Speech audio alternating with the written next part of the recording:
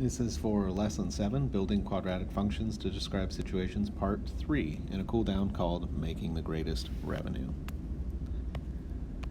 Quadratic functions often come up when studying revenue.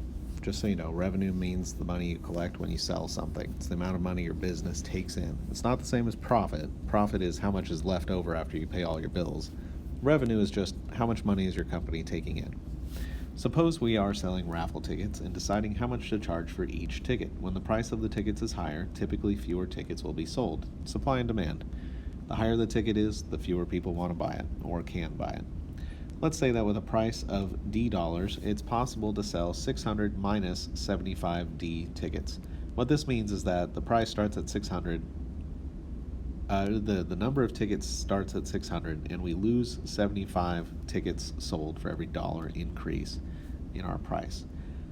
So if this is the number of tickets we sell, if we take that number of tickets times the number of dollars per ticket, this equation right here, this function, will give us our total revenue as a function of the dollar amount for the ticket. If we type this into Desmos, or if we graph this, what we'll see is a graph that looks like this. At some point, our revenues, well, let's start with this. If you charge $0, you make $0. You don't bring any money in if you're not charging anything. As you increase the price, you do sort of lose a few people who'd be willing to pay for a ticket. However, you don't lose enough where you start losing money. So the amount of money that you earn goes up and up as you raise the price, but at some point it becomes so expensive that fewer and fewer people are going to buy the ticket for that price, and your total revenue is going to go down.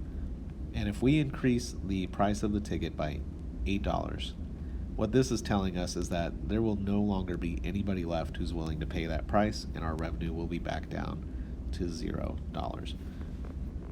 Now if we look at this point right here and this point right here are called our zeros. We talked a little bit about that in lesson 6. Zeros are where the output value is equal to 0. So here and here we have 0 revenue. This point up here is called the vertex. That's the maximum value. So if you look at this, if the price is $4, we make a maximum revenue of about $1,200.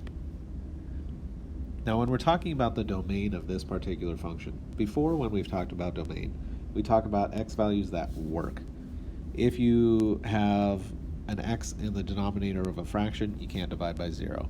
If you have a square root of an x, well, you can't take the square root of a negative. Those are common domain restrictions.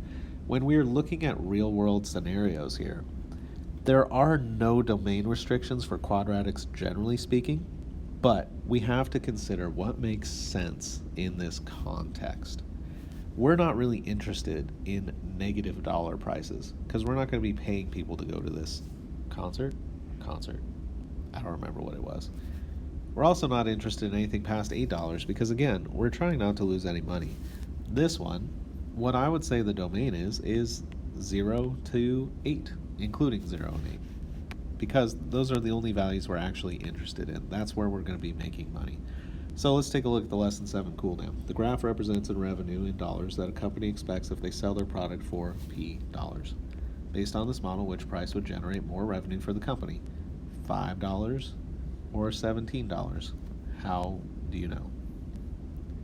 At what price should the company sell their product if they wish to make as much revenue as possible? Where do you find maximum revenue? Appropriate domain. What values make sense in the context? I hope this helps. Let me know if you have any questions.